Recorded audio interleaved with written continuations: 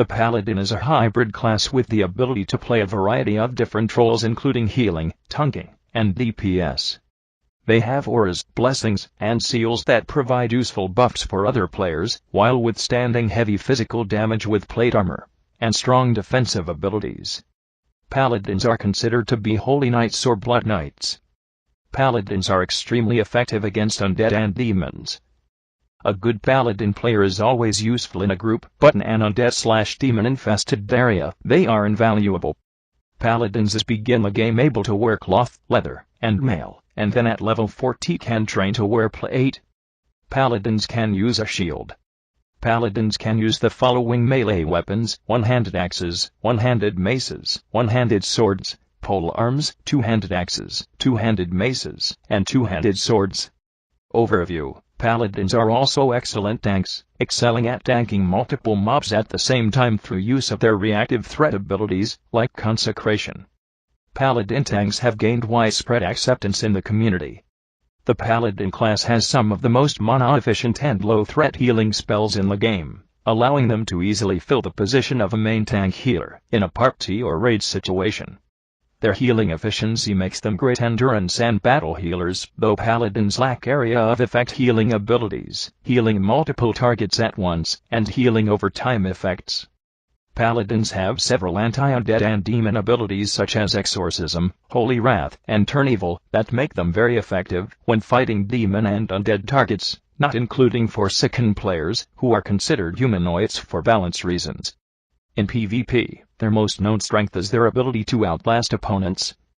With plate armor, their ability to heal themselves and allies, and a near-complete invulnerability every few minutes, they are a hard target to take down. Paladins can also do a surprising amount of burst damage, and have good access to stun abilities. Paladins also make great supporting characters, buffing and healing teammates, while being able to survive the enemy's attention. Paladins are particularly vulnerable to silence and interrupt effects, as all of a paladin's abilities are part of a single magic school, Holy. In addition, dispel effects are powerful against paladins. While paladins have strong advantages, some players have cuttingly referred to them as easy mode. They are also an arduous exercise in multitasking. Thanks to their hybrid roles, inexperienced players may find them hard to balance as a whole. Background: Paladins are the virtuous defenders of the weak, and tireless, unfaltering enemies of the undead. Mixing elements of the warrior and the clerics of the Holy Light, the Paladin is a tough melee fighter. The tradition of the Holy Light is unique to a few of the Alliance races: humans, dwarves, and Drenic, and the Blood Elves and Tauren of the Horde. The Paladin is a warrior of the Holy Light. They uphold all that is good and true in the world, and revile all that is evil and sinister, especially undead, and the Burning Legion. They offer succor to the beleaguered and smite their enemies with holy fervor. They are particularly potent against undead, as these creatures threaten the goodly races, and the Holy Light burns them terribly. The presence of any evil is reprehensible to Paladins, but they focus their efforts on destroying undead and demons. These warriors uphold the tenets of the Holy Light, and defend the Alliance from the predations of any threat to their peoples. Found in almost every corner of Azeroth fighting the forces of evil and barbarism, these stalwart warriors of faith ceaselessly uphold their vigil against demonic forces from beyond the Dark Portal. Paladins are the embodiment of good and selfless dedication to the protection of their peoples. They help the innocent and punish the wicked. As such, Paladins are generally of good alignment. There are, however, also fallen Paladins such as those in the Scarlet Crusade. During the Second War, some Paladins' eyes glowed with inner power of the light, such as the Paladin Turalian. This is not the case for all Paladins, though it occurs in-game with certain Paladin armor sets. Code: the Paladin's code requires that they respect legitimate authority, act with honor, not lying, not cheating, not using poison, and so forth, help those in need, provided they do not use their help for evil or chaotic ends, and punish those who harm or threaten innocents. While they may adventure with others from different organizations, they will never knowingly associate with evil persons, nor continue an association with someone who consistently offends their moral code. Paladins may accept only henchmen, followers, or cohorts whose intentions are good. Paladins must be good, or will lose all light-given abilities, if they ever willingly commit an evil act, becoming ex-paladins. Atoning is usually a long and difficult process. In exceptional circumstances, paladins may act unlawfully if they are certain it is for the greater good, but they must never work for unjust or evil causes knowingly. Since paladins believe in honesty, honor, and loyalty, even pretending to support what they know is an unjust cause in order to bring down a greater evil is heavily frowned upon. Paladins don't always have to work within good or neutral organizations, as seen by the Scarlet Crusade and others. However, they do have to believe they are working for good organizations, or have faith that their cause is good and just. Paladins can be evil, as illustrated by Renault Maugrain and Arthas, before he took up Frostmourne, but as long as they believe their cause to be just, the light will continue to serve them. History. The Knights of the Silver Hand was the original Paladin order. Formed during the Second War, it was at its height until the time of the plague. As paladins were immune to the plague, and indeed all diseases, many members of the order survived the initial push of the scourge. Unfortunately, the corrupted Arthas Menethil killed many paladins upon his return, including Uther the Lightbringer, leaving only a scattered few. The Order of the Silver Hand was disbanded by Prince Arthas Menethil when Uther the Lightbringer refused to aid in the purging of Stratholme. Following the invasion of the Scourge, many of the Order's paladins joined a zealous group of followers of the light known as the Scarlet Crusade. Many of these paladins have become fanatical towards their ambition of destroying the Scourge to the point that those not wearing their colors are deemed corrupted. Others decided to join the Argent Dawn. Some paladins have also turned from the light and joined Arthas Menethil as Death Knights. Many fled south to the Kingdom of Stormwind. The Paladin Order, still referring to themselves as the Order of the Silver Hand, now thrives under new leadership at the Cathedral of Light in Stormwind City. Over time, the followers of the Holy Light spread their philosophy to the dwarves of Ironforge, who soon adopted the tenets of the Order as well. Though decimated, the Knights of the Silver Hand eventually bounced back.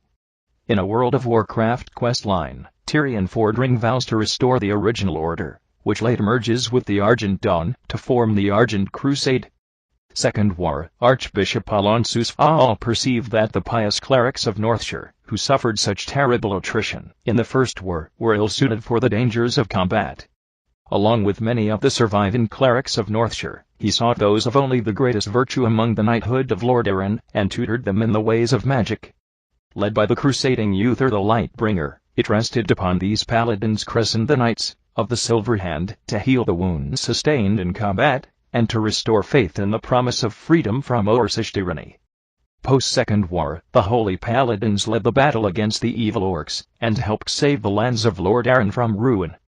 Though 15 years had passed since the end of the Second War, the Paladins still work selflessly to protect humanity from the gnawing jaws of evil.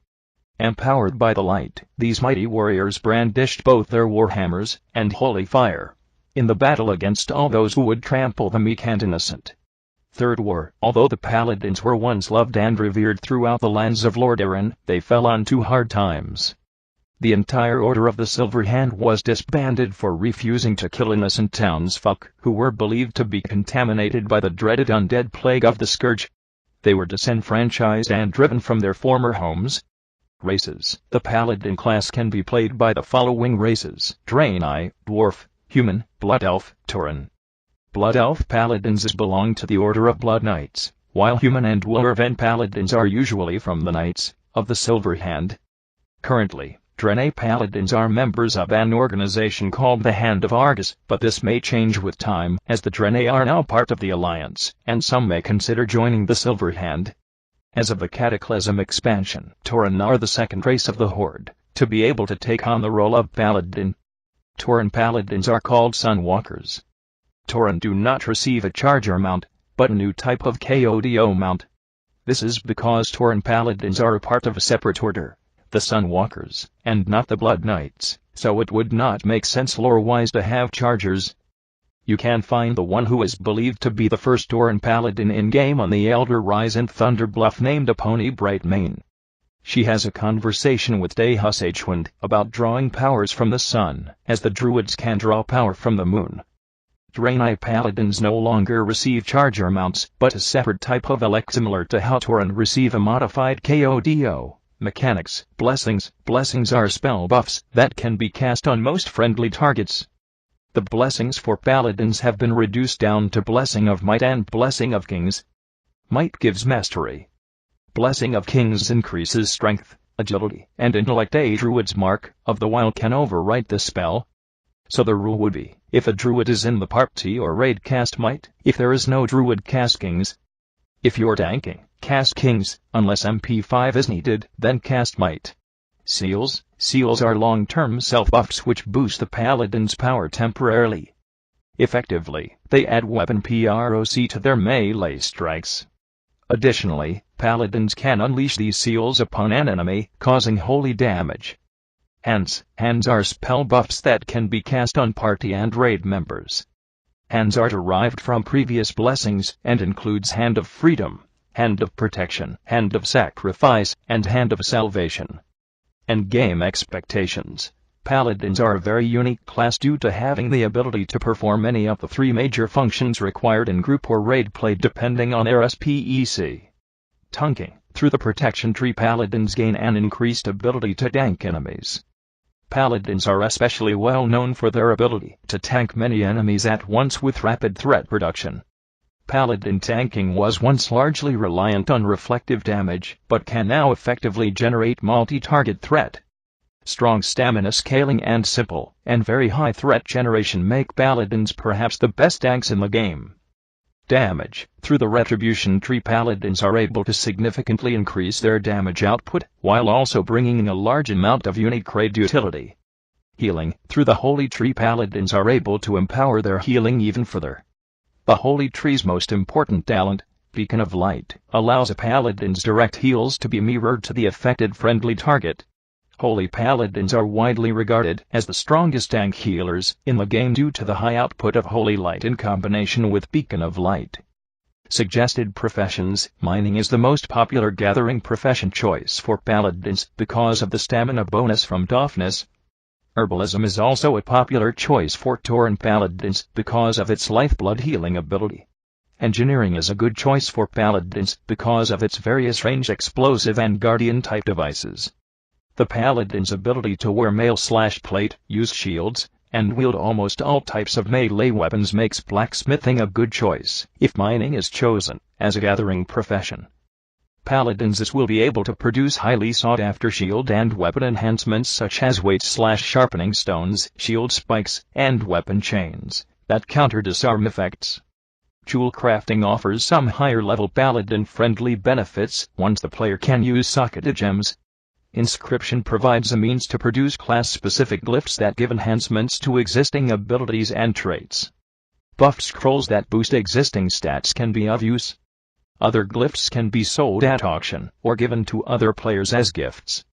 Alchemy offers a wide variety of potions and elixirs that boost health and mana and provide additional temporary traits and bonus to existing stats. It is a profession useful to any class, and can easily be combined with the Tauren Paladin's herbalism bonus. First aid is recommended as a fair backup healing plan for when mana or holy power is exhausted, if you intend your Paladin to be a healer type. It is useful to any class. Cooking allows you to learn recipes that give you short-term stamina bonuses, which is always useful to any class.